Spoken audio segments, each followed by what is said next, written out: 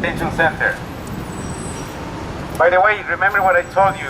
They are going again today to a hunger strike in Tacoma. So let's keep them in our mind. Good afternoon. Can everybody hear me? Yes. First of all, I want to thank you all for coming down here today. It really means a lot to myself and to the people in my circumstances that we have support from our community. I want to share my story. My name is Axcana Rios. I came to this country back in 1999 with my family when I was around 7 years old. I got two other siblings who, like myself, are undocumented, and we've been living here for about 15 years now. And through those 15 years, we have gone to school here, we have grown up here, and we have pretty much called this place our home. My parents have worked hard to provide us opportunities that in Mexico we didn't have. I myself, I am just an example of millions of stories out there. Unfortunately, my father, he was arrested for a DUI back in May and was placed in the immigration detention center in Tacoma. He's been there ever since. I am fortunate enough that this happened where at least my siblings and I are old enough to help support the family and help support our mother. I go visit him often, and I can't tell you, it breaks my heart when I see small children talking to their parents, their moms or dads through a glass wall. This is an issue that's affecting our community and that unfortunately not many people know about. It's not because they don't care, it's not because they don't want to support immigration, it's just that they don't know. And events like this, really come to me because it's helping raise awareness of what's going on. I myself, I'm here with my classmate, Maricruz. She also is a dreamer, as you would call us. She came here when she was younger, and just like me, we are trying to better ourselves. We are trying to get an education to be able to support our families and also help our community develop. Unfortunately, there's many obstacles today that's telling us that we cannot do it just because of our immigration status. They're saying that we have no right to be here. It really angers me when people call us criminals, when they say we are mooching off the system. I can tell you that I work for every dollar I've earned in my life, and so have my parents. We have not benefited from any government subsidy or any government program. It really does break my heart when I see people talk about this, but I don't think it's because they have hatred in their hearts. I don't think it's because they don't like us. Like I said, I think it's because they don't know. And no one's out there educating them. And it's events like this, and it's organizations like this that really are putting a step forward to changing that attitude. Like myself, like I said, I'm benefiting from some new programs. I qualified for the deferred action, and hopefully there will be a pathway to citizenship coming out soon for me. But I'm very concerned also about my parents.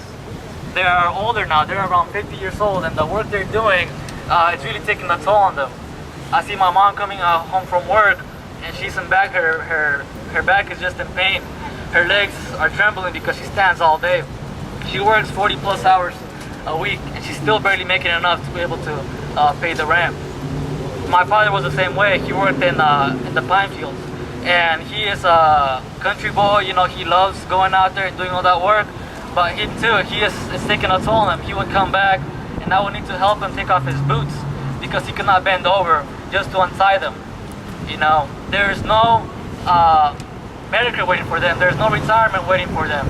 They are going to work for the rest of their lives just to help support us.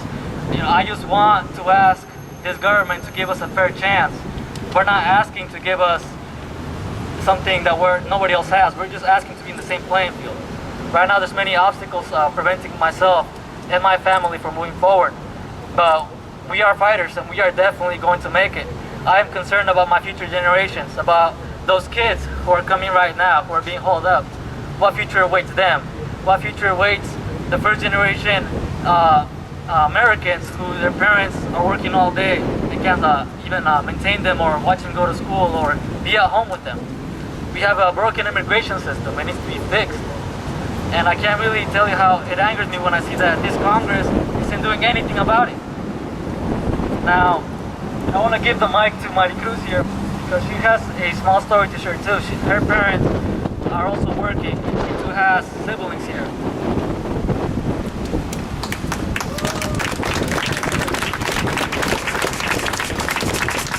Thanks, Osana. Hello, good afternoon everyone. My name is Maricruz. I am also currently a student at Portland Community College. I thank you so much for coming here today and supporting so many people who, like myself, have come to this country to look for a better life and to get themselves out of the places they are or were. My mother is a divorcee. She divorced my father when she was 22. She had 2 little girls.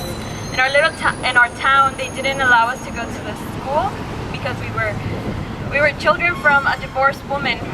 So we had to go a town over on foot, on bicycle, however we could, just to get an education. My mom didn't want us to grow up that way. She didn't want her children to always be on the fringe of society and not have opportunities just because of the sex they were. So she decided to bring us to the United States. And here, unfortunately, we had another problem. We had to live through domestic violence, and it's something that affects a lot of families, but immigration just adds another layer of obstacles to something that's already horrible. She was afraid that if she did report the domestic abuse, she would get deported.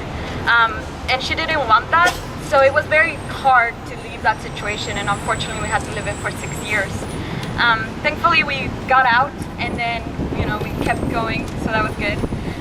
Like I said, I'm currently at Portland Community College, where it's one of the places I could get an education. As you know, tuition is very high right now, and as an immigrant, I can't really get federal aid or any loans for my schooling. I'm very grateful that I had many opportunities to get some money for my school, and I've been working full-time and part-time just to get through it. But there's a lot of students I know who are currently unable to attend school because they don't have money, because they have to work, because like Ascana said, our parents are getting older, and we don't know what future holds for them. We don't know if they're gonna, we don't know if they're gonna work till they're 90 because they can't afford food or rent. So I'm very grateful for the people who are here who support and know that there's many layers to this issue, not just one, and that are willing to know more and learn about the people who suffer all of this injustice. So thank you so much for being here, and I hope you have a wonderful afternoon. We have different ways of doing something right now, today, while this vigil is happening. So one of those is that we have Beth. I don't know where Beth is. You can see her there. There's a little board where you can write a message, and we're taking a picture and sending it to Obama.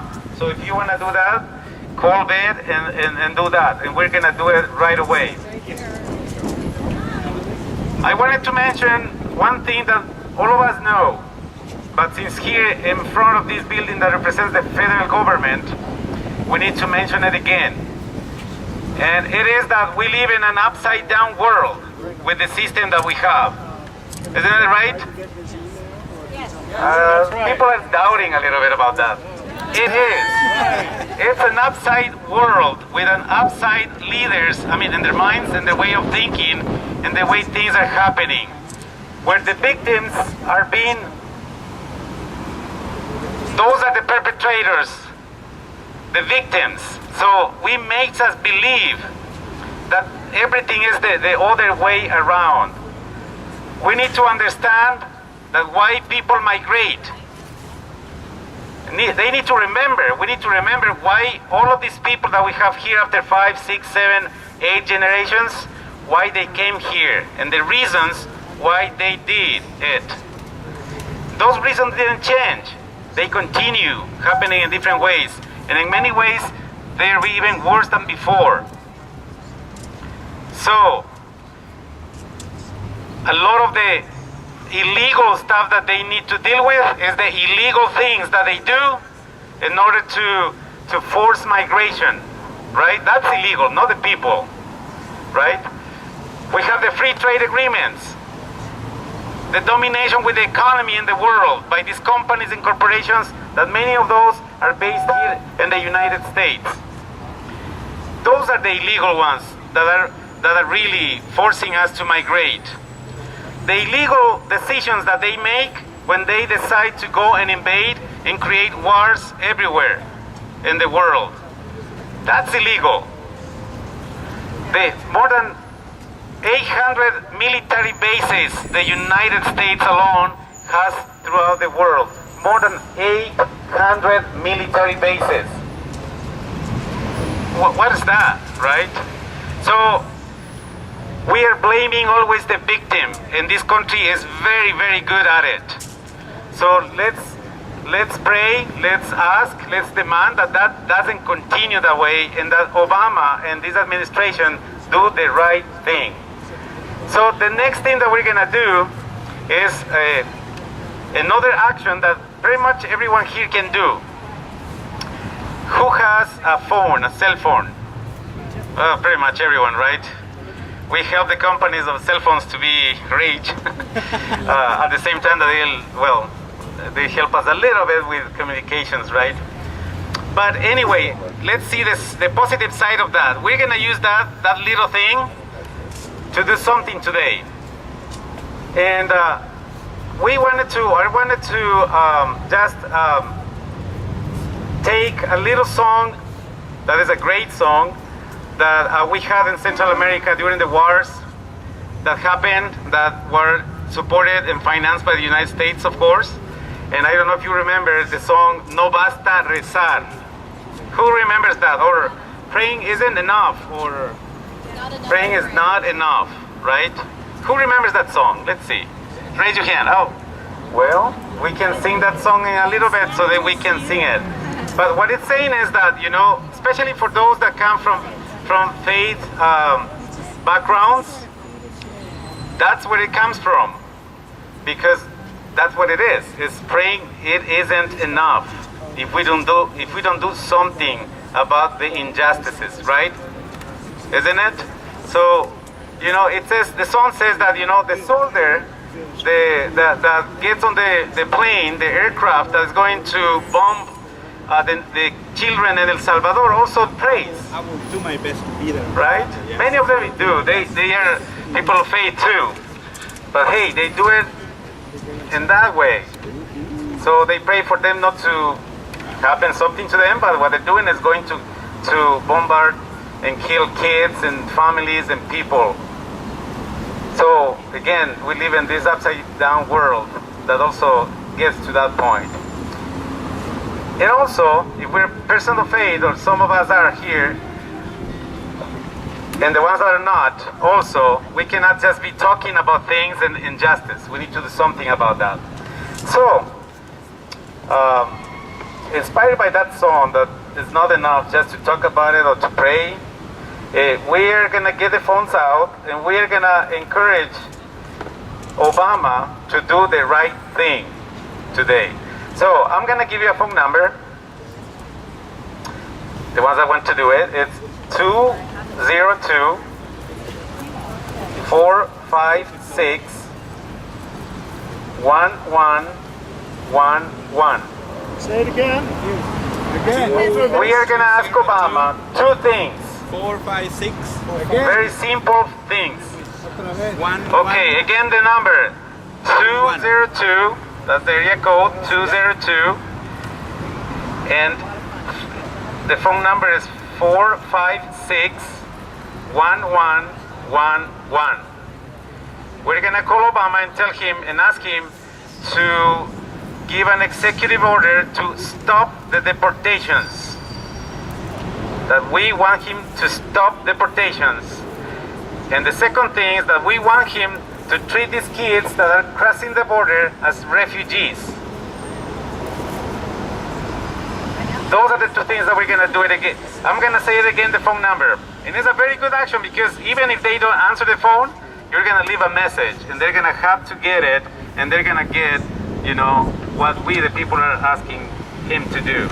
Again, the phone number, just for those that decided right now to do it again. 202-456-1111. Stop the deportations, one ask, and treat these children as refugees. White House. They're closed. You gotta call. So that's great. Thank you. Yeah, we live in the West Coast. I forgot. Save the number and call tomorrow. Exactly. So what we're gonna do, that's our task for today. This is our homework, okay? We're gonna save the phone number again. I'm gonna say it again, and we're gonna call tomorrow morning. The first thing, when you get up, you can call, because it's 3 hours later in the East Coast, right? So when you get up at 7, it will be 10. The phone number again is 202-456-1111. So that will be a very good and easy action from today. And if they don't let you leave a message, you can get very creative, right?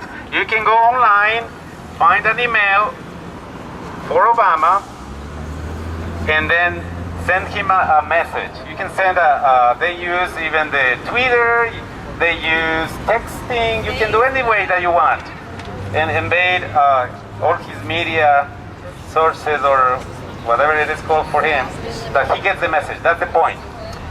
Ready, so let's go to the next thing. Don't forget, like Romeo, you see Romeo, he's doing the message. You can continue taking pictures and doing and sending those messages, sending a picture to Obama. So now we're gonna have a poem from another member of our community that is an artist, is El Llanero, and he wrote a poem for today. And he's gonna do it. Actually, the dawn at this moment. So, I just writing a couple days ago because I see too many kids coming from Central America. And I remember one song from Camino Palomares that say you don't speak to the sky because everything coming over you. And that's what happening right now.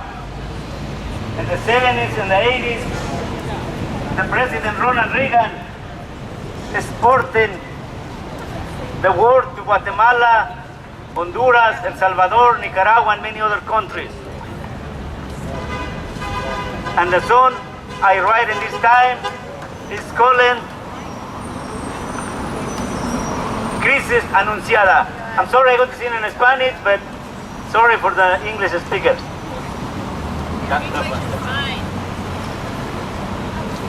Voy a cantar estos versos de lo que estamos mirando. A los Estados Unidos muchos niños van llegando, son de América Central. El crimen los va expulsando. El crimen y la pobreza provocada por gobierno. Hicieron malos negocios con sus tratados modernos y el pueblo hasta ahora ha sabido que esto es el vivo infierno.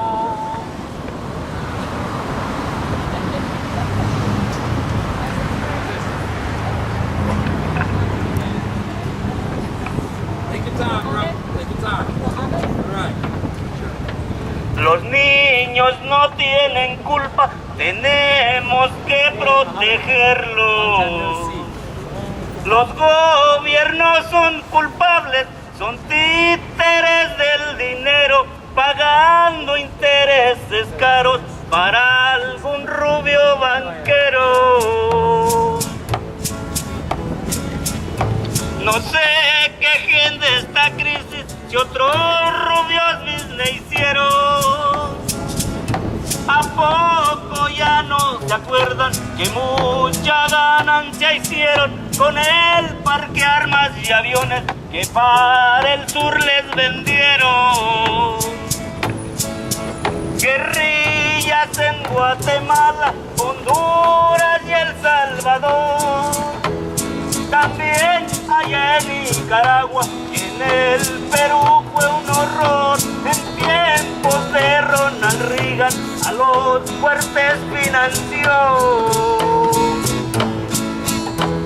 Señor presidente Obama, la historia puede cambiar. Refugio para estos niños y un DACA general a todos los inmigrantes que vienen a trabajar. Muchas gracias. thank you very much. And just a little bit of what he was saying is a little bit what we have been talking about today. And he was talking about this crisis, and as he explained, right, started this period of the crisis started with Ronald Reagan exporting the wars to Central America, the violence, and later or before, the reasons of those violence and wars were because they wanted the territories to bring their companies to have free will and whatever they want to do and exploit the land and the people.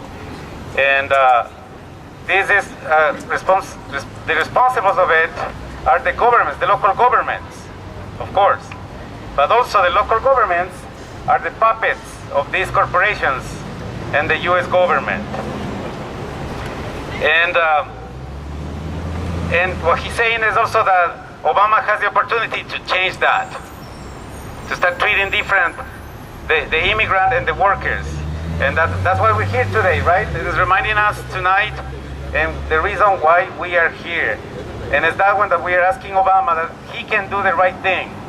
And when he and the other ones are talking about immigration reform, let's be careful with that word. Because many of those are talking about an immigration reform that perpetrates the injustice. What came out of the Senate a year ago, it was pretty much that.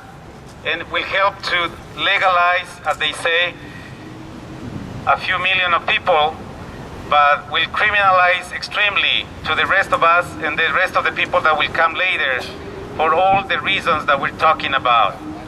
So, but right now, today, let's remember again that many people throughout the country are doing the same thing that we're doing here. And also we have people in Eugene, and again, we have the people detained in Tacoma that went on hunger strike today. So we are all together in this fight. All right. So now, it's almost 6 p.m. and we were gathering here for almost an hour. And I want to thank everyone to give that hour to be here together and do what we did and what we're doing. But as we said before, no basta rezar, sino probar to do that. That is not enough to pray, that is not enough to talk about it, that we need to be talking about it. So the reason that we're here today is to continue pushing ourselves and others to do something about it. So making the call tomorrow is good, but it won't be enough again, right? Every day is a start, it's a good start. Many people, not just starting today or tomorrow, many people here have been already contributing in the struggle for so many years, and we recognize that. But hey, don't get tired, right? We're gonna have a time to rest and peace someday. the natural rest and peace, of course. So anyway,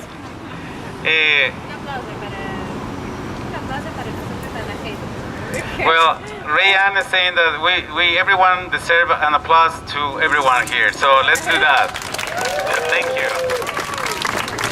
Yeah, let's empower ourselves to continue doing it. Okay, so now I think that we are gonna have a closing song by the group Raíces del Paraguay. Thank you very much.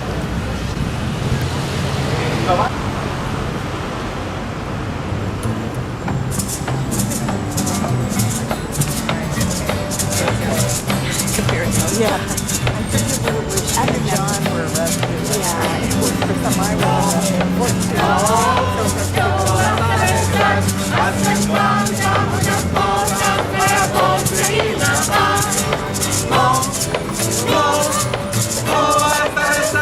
hacen falta muchas cosas para conseguir la paz.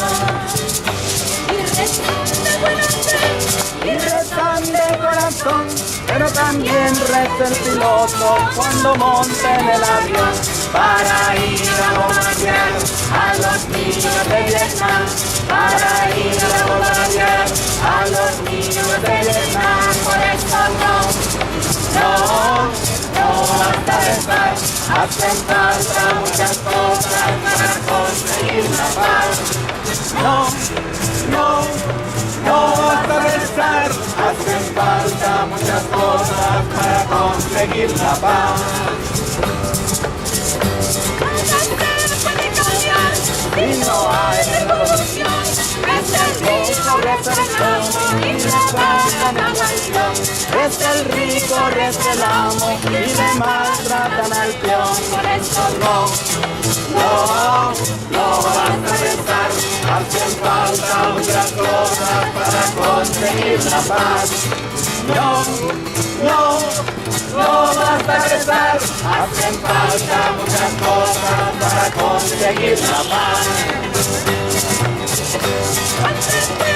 Se levanten y que todo haga cambiar. Ustedes irán conmigo, no bastaba con rezar.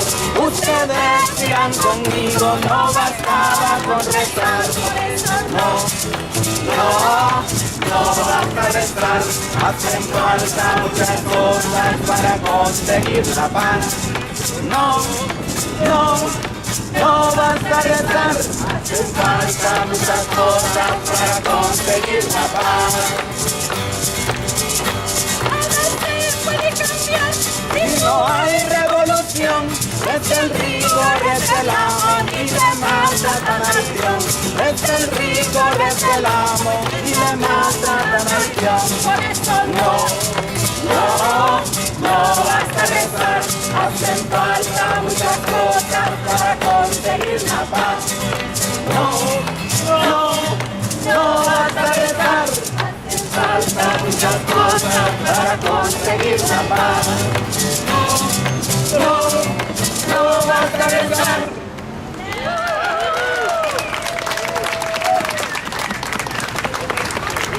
Thank you very much to everyone. And as we said, this is just one more step in this struggle, and we will continue having more and more actions.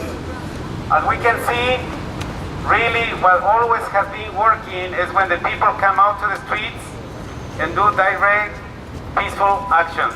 And that's what's happening. In Washington, D.C., in between now and the 2nd, a number of organizations and a number of faith people and faith leaders will be detained in the name of the accountability that we're asking to Obama and to this government. So that is happening. And just to end this, again, let's remember that tomorrow we can do other things. And one more thing that Ryan was suggesting is that we can go and we can commit to talk to 2 people wherever you have your relationships, whether at home, at work, in your school, at church, anywhere. The idea is that we need to spread the word and educate others about what's going on, or if they know it, to remind them that this is happening and that we need to change things to stop injustices. So thank you very much, everyone, and thank you all the people that did organize today, which is the MERGE, Interfaith Movement for Immigrant Justice, the leading organization, and there's a number of other organizations that participated in this today, Just with Justice, both and PCAS and other groups that I am forgetting, so forgive me for that. Thank you very much, and we will continue.